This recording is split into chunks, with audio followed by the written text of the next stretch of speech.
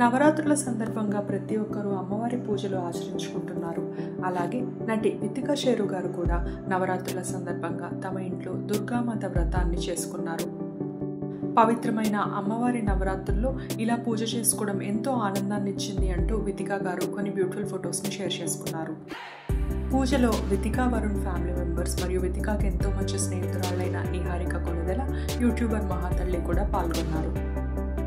పూజలో ప్రతి ఒక్కరూ ఎరుపు రంగు పట్టు చీరల్లో ఎంతో అందంగా కనిపించారు. వితికా వరుణ్లో ఎంతో జరిగిన అమ్మవారి పూజ ఫోటోలు మీరు కూడా చూసి నచ్చితే తప్పకుండా లైక్ చేయండి.